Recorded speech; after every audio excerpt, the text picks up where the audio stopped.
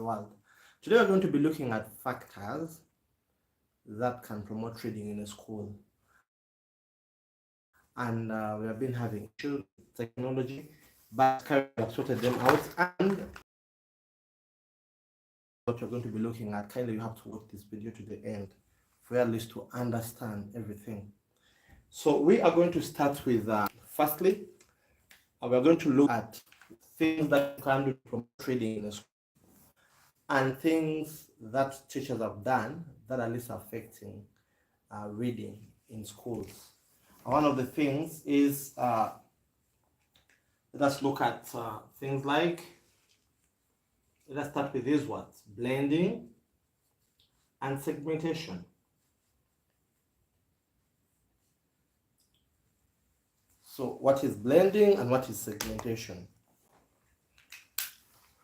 So with that, in most cases, teachers confuse the two terminologies. They confuse blending and segmentation. So in most cases, it greatly affects the learners, or it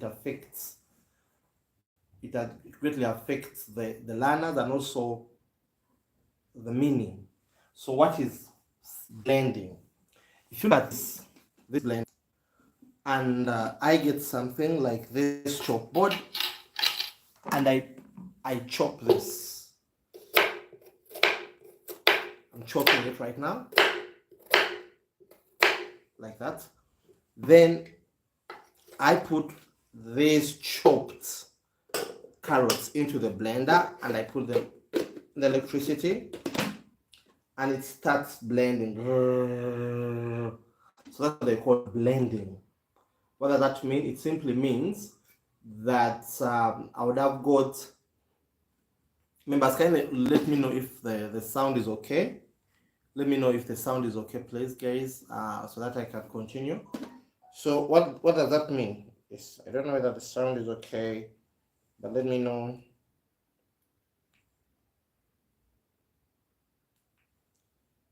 Let me know if the sound is okay. So what happens is that after this smashing everything, that is what they call blending. So that's the same thing in reading. When you get a word, like after segmenting and then you join it, that one is what we call blending. Example, like this is called blend. Like example, if you write this word, like mouth.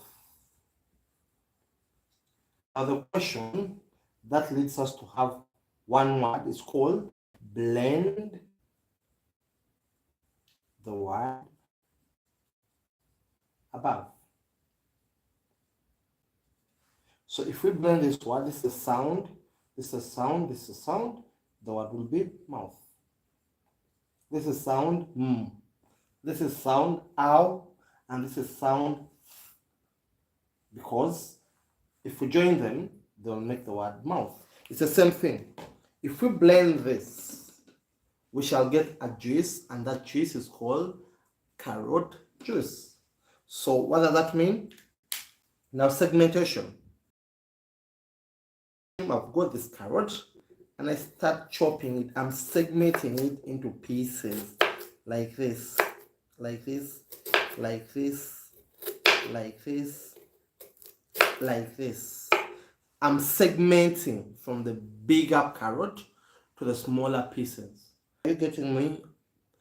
Am I loud and clear? Can you let me know in the comment section? So that one is called segmentation. And under the RICA approach, we call it word segmentation. We call it word segmentation. So with that example, show me the word teacher.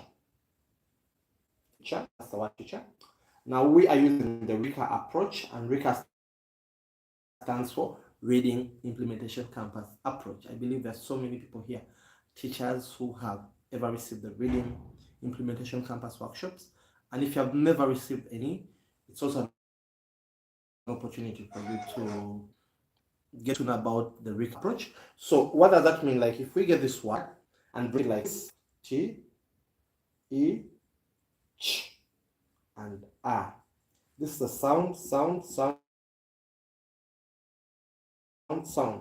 Now this one is called RICA. We call it, under approach, we call it RICA word segmentation.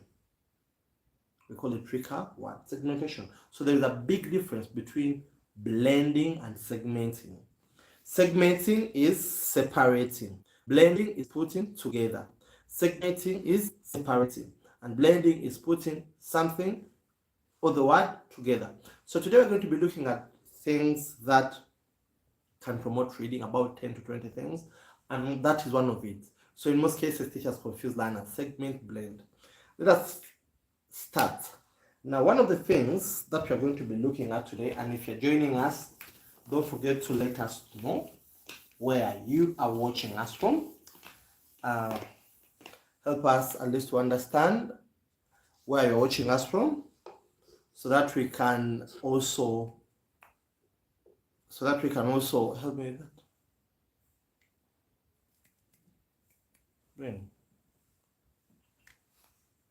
So that we can also be able to at least kindly, you can send your comment.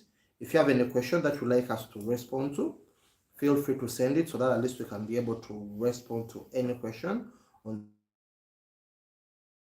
time. And if the audio is okay, also let us know. If at least the audio is okay. If there is a problem, again, let us know. Now, again, we are going to look at one of the biggest challenges, why learners delay to read. In most cases, reading is the mother of all subjects. You find reading is being taught in all classes. We have reading in baby class, we have reading in P1, we have reading in P7. In other countries, they call it P8. Other countries, depending on how you call them.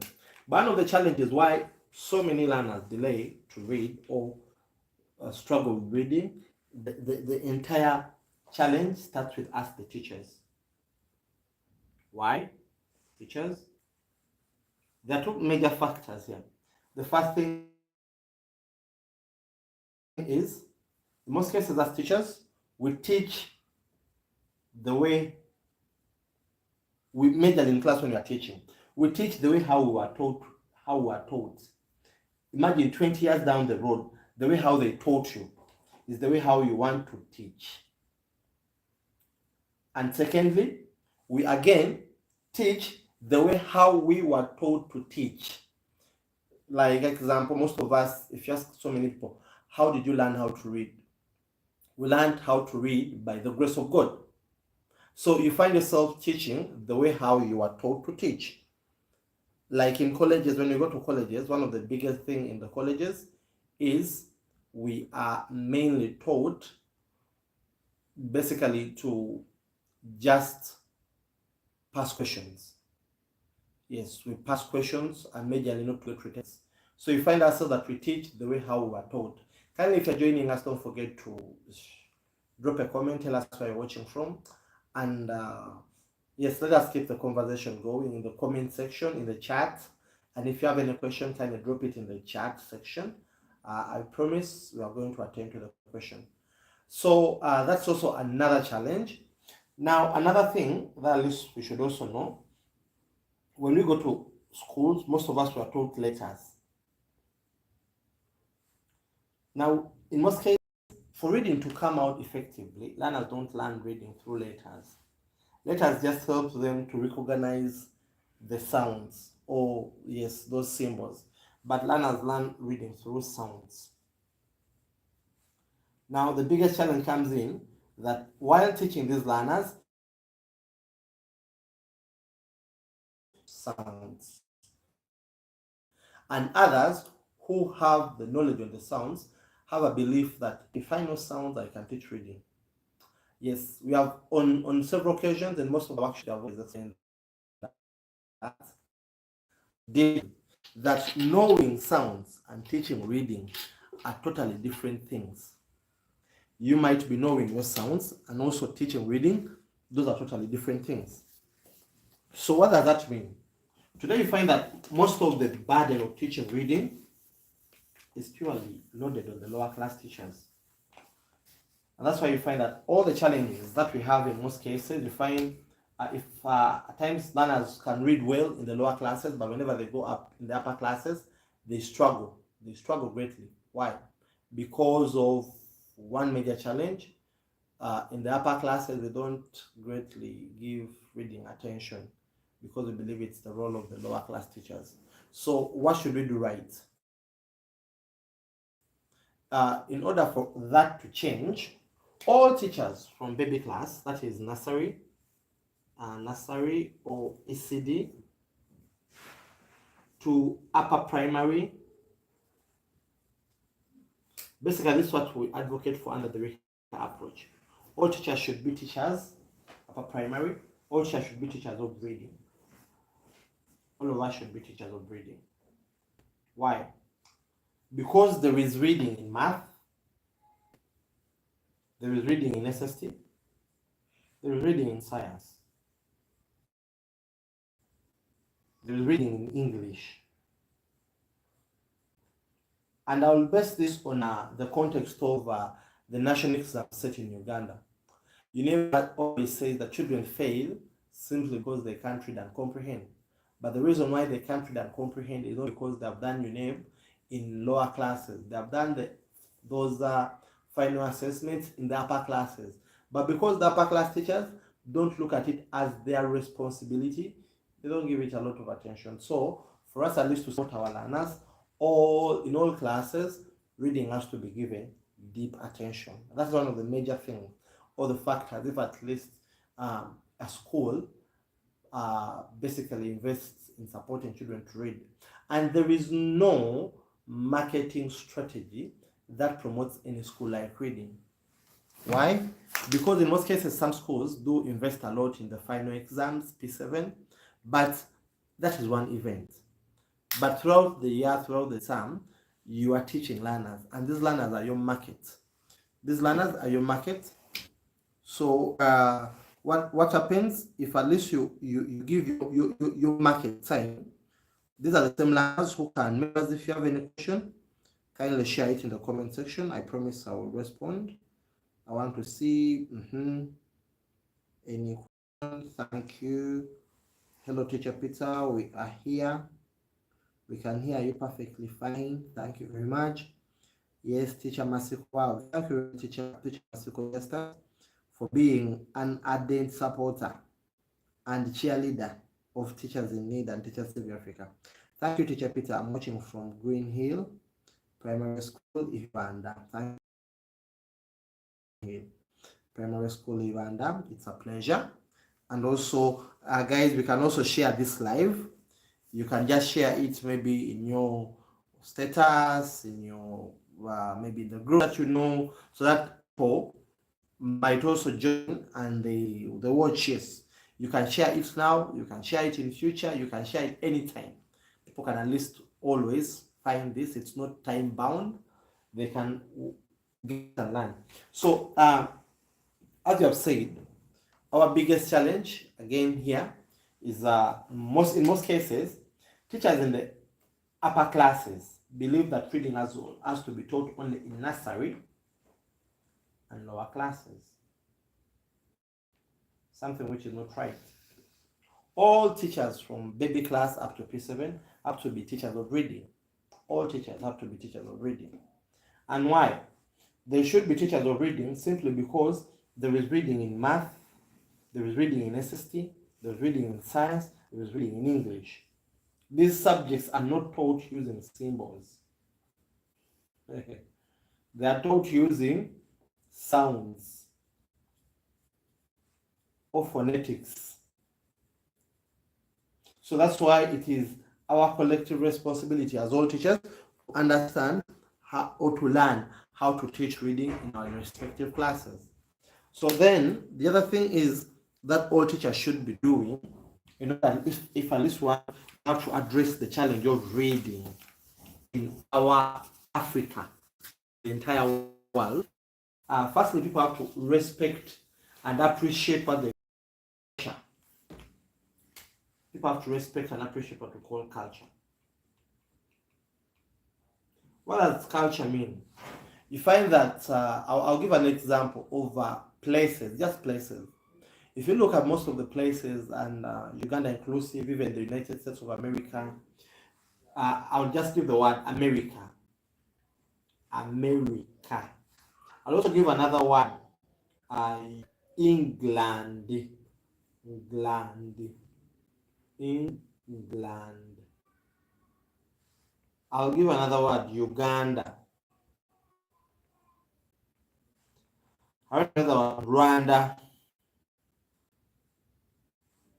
I'll write another one. Kenya. Now, basically, my focus is going to be on these two separately and these ones.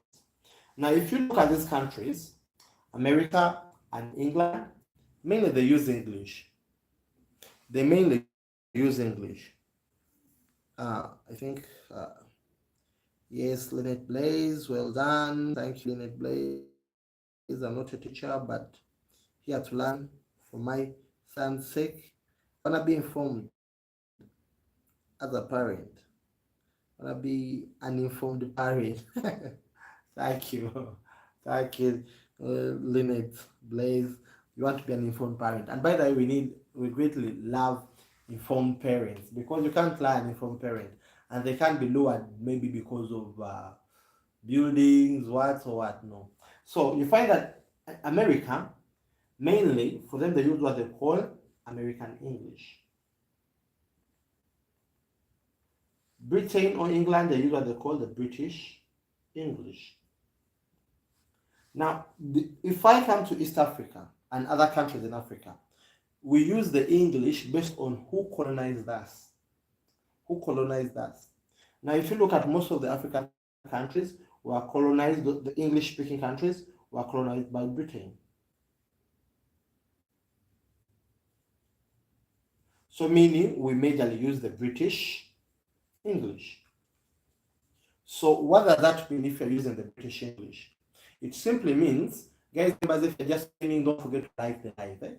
You press that like button so that whenever you like the live, even the people who may not be notified, YouTube notifies them that there is an interesting program going on.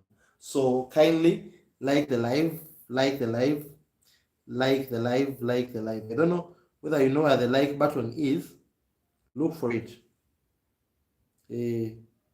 I'm also trying to look for it to see that I can like this live. Why it's very important if you like the live, so that other people are notified that we are live. But yes, So what happens? Majorly here we are using the British English. Now with this British English, it comes with so many factors. The British English, it formed what they call the African culture. African culture in place. And this African culture, it is embedded in the things that define us as Africans, and that's the language. Let me focus on the language because we are here talking about the language. And in our language, you find that in most of our languages, our language was built more on what they call the syllabic approach. Syllabic approach. And even the English itself, initially, if you look at English has evolved, and it has a lot of words that have been or were got from different origins or different countries to make it English where it is right now. But what does that mean? It simply means it's not an independent language. It's a language that has been built on so many languages. So initially, it also respected what they call the syllables. And that's why we have the word like England. Like if you look at the word land itself, land, it has a syllable in one or the other. Something that I might not want to go into because we have different syllables in Africa, and also the whites or people in Europe have totally different syllables. So what I'm going to do here, you will find out that for you to understand this clearly, we in Africa here, we have words like, I'll give an example, words like mama. Mama is an African, it's a local word, and it is a syllabic word. We have words like ta, maybe others write ta or tata, mama, like that. So what does that mean? It simply means for us to help our children learn English well. We have places like Mukono. Those places like in Uganda, we have places like Mukono. And Mukono is a syllabic word. Mu, no, mba, ra, These are syllabic words. So what does that mean? It simply means that we can incorporate the sounds, the phonetics, the English sounds, with the local sounds or the syllables to come up with what they call a pure blend. That's what I talked about, the difference in culture. If we have varying cultures, it simply means that we can also have different ways on how we can read words. Now you find that so many teachers at times today who have been trained by people, some people, or who have been supported by some people, person will tell you that don't use sounds, don't use maybe syllables. That syllables are outdated. Members' syllables have never been outdated and they'll never be outdated. Why? Because we have different cultures and different cultures use different they have totally different languages. So some words have syllables, others don't have syllables. So with that, but at least we understand that as educators, majorly in Africa and beyond Africa, we shall easily get ways on how we can support our learners to read organically. Why?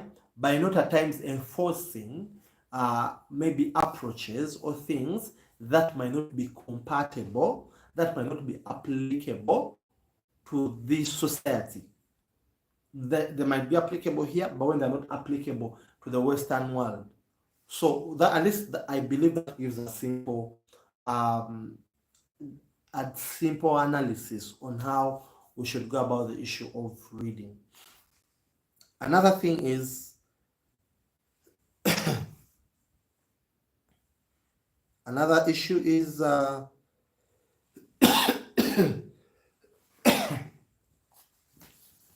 for reading, for learners to learn how to read effectively, they should read, like reading has to be taught on a daily basis.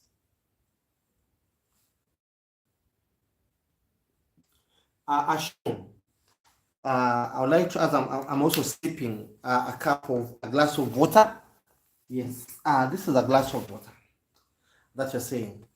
Now ask yourself a simple question. If this water, I'm only taking it once, just once, I'm taking it once in a week, how will I do? If I'm taking this water once a week, so meaning I'm now satisfied, I'm filled, and I'm okay. But I'm taking it only once a week. How will I be at the end of maybe a week? Can I survive because I took water once? Can I survive for 2 more days because I took water once? That's the same thing with reading. If we are to help our learners, don't just say, for us in our school, we teach reading every Wednesday, and maybe every Friday, twice a week. Yes, we teach it, and we give it around 30 minutes. Now, a challenge is that these learners can never be you. Why? Because you are not giving them enough time reading. For the learners to practice and understand reading effectively, reading has to be taught on a daily basis.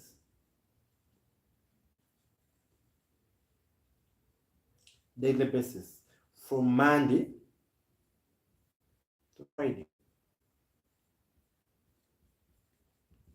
And all teachers from baby class to upper classes have to be teachers of reading.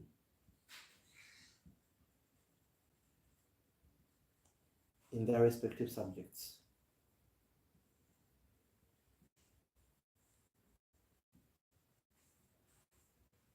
Why? Why? Because we find ourselves teaching reading on a daily basis, and we find ourselves reading on a daily basis. So it is our collective responsibility for all of us in our schools, as the teachers, as the directors of schools, to embrace the teaching of reading on a daily basis. So if we start doing that, you'll find out that children will start reading. But if you don't do that, they will have issues with reading. Why? Because they don't have it on a daily basis. So it is very important for them to have reading on a daily basis. Kindly members, share your opinion, share your comments about this topic. I don't know whether we should continue. Should we continue? Another very, very important point is why am I laughing? Today, we find so many, when a person tells you, like so many schools today, find schools and the director, they might say, we are looking for a teacher. And they're looking for a teacher, yes. And they say, we want a teacher who knows how to teach reading.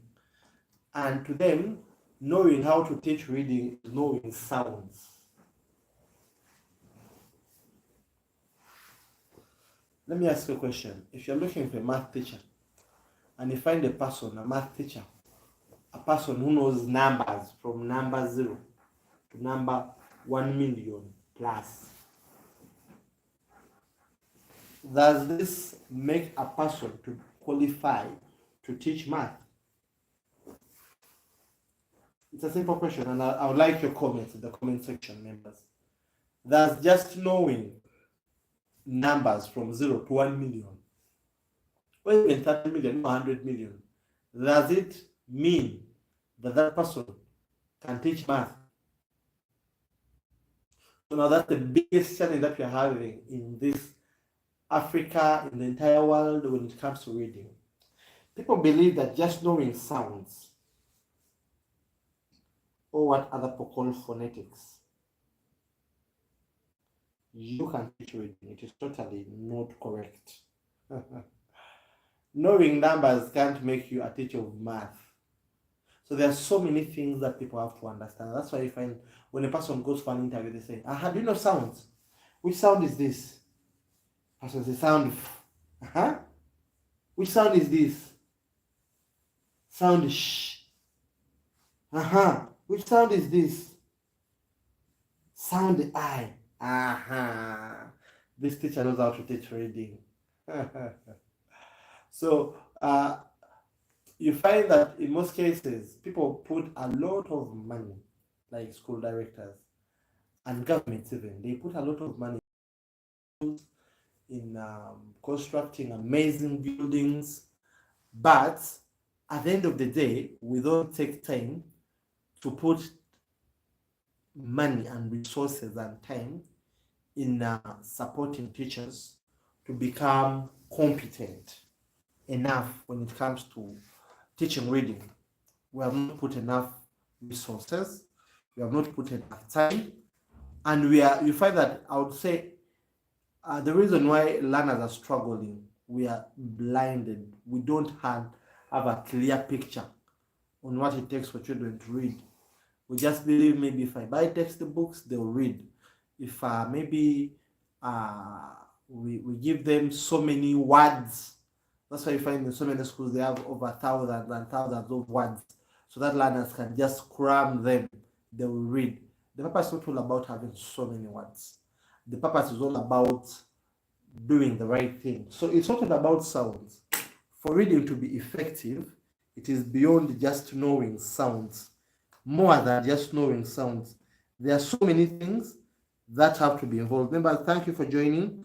If you're joining the live, kindly don't forget to like, and also don't forget to subscribe. There is a lot that we're going to be talking about on a daily basis.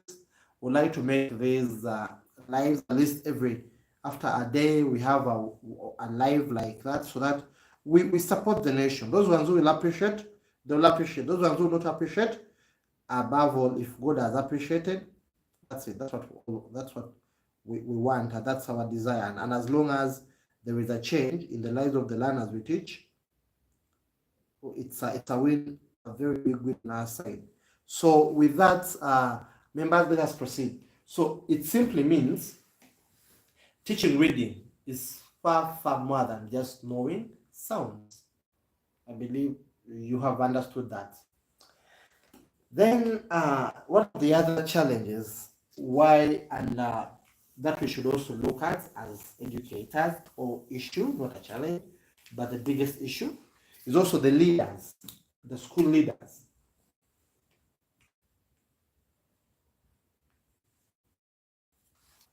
It's very hard, very, very hard for assume the school leader. At the same time, you are the manager of that school, the direct manager. And you are the one who implements most of the policies. It is very hard for people to go very far if they have a leader who lacks an understanding about that game. However rich you might be. That's why today you find that schools that struggle the most are schools who are by their owners. Their owners were directors. Sorry, their owners are not connected to education anymore. They were not teachers, they were just businessmen. And you find that to them, not all, there are those who are very passionate and they have done a great, great job. But to them, you find that school is just business. So the way how a person goes and buys sugar and they put in their shop and they start looking for clients, the same way. For them, they just put the buildings, put a nice swimming pool, buy those fancy vans, and beautify everything. Then to them, they believe that here now we have a school. But they rarely, at times, focus on the teachers, investing on the men and the women. But in most cases, they want good ones. But you can't have a good team if you have not made them good. You can't have a good team if you have not made it good.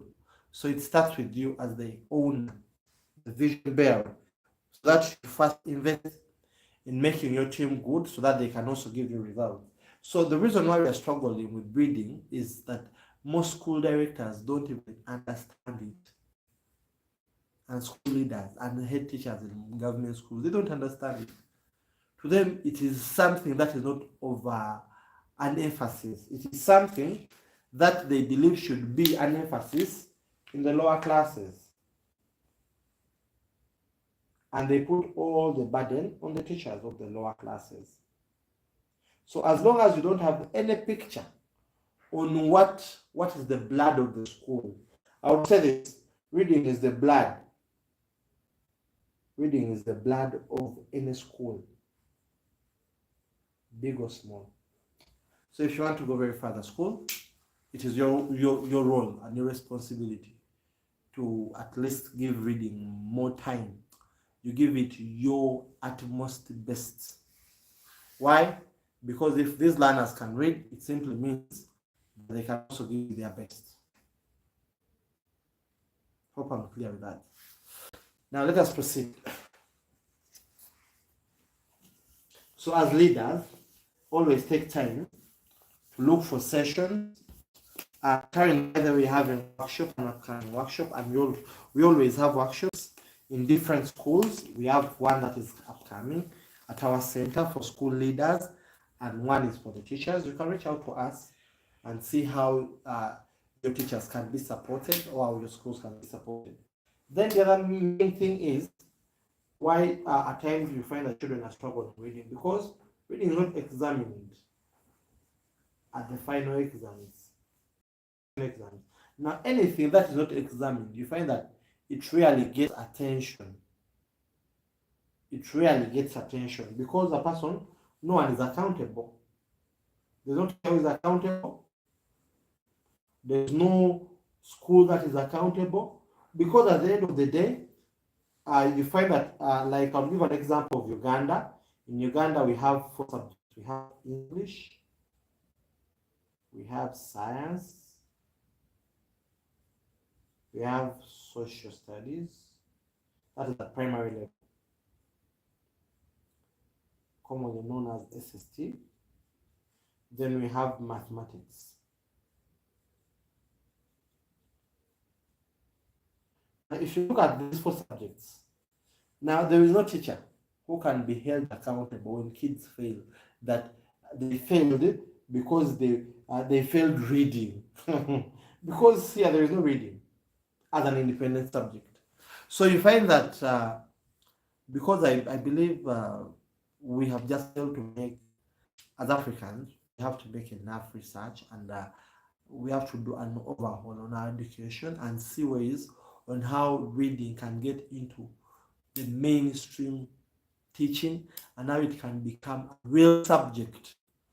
I believe if I get like 1,000 people who can help us have that petition, we shall be good to go, because at least reading has to get into mainstream subjects. If at least the issue of reading will be resolved once and for all. Why?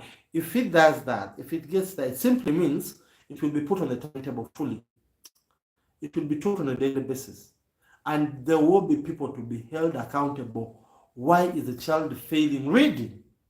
Now, it's a clear indication that a child who fails reading, they should not even be promoted to another class, because they are not going to understand anything. So that reading becomes more of the yardstick.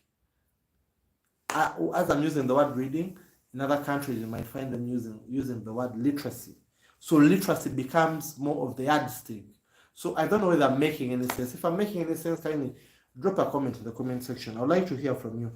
It's not also good to talk alone when other people are not saying anything. Yes, please continue. We are listening. Yes, ha ha ha ha. No. No. Yes, okay. No, it doesn't. We understand it. Thank you, Lynette. We appreciate. Thank you, members. Kindly, I also do appreciate you, members, for your time, your data. I know the data in Africa is very expensive. If there is anything that is expensive in Africa, it's data. So a person to spare their data to come and watch and learn, it's also something that we can't take for granted. So you find that since reading is not examined as an independent subject, no one is concerned. So I don't know whether we are getting my point. Now, what should we do as schools?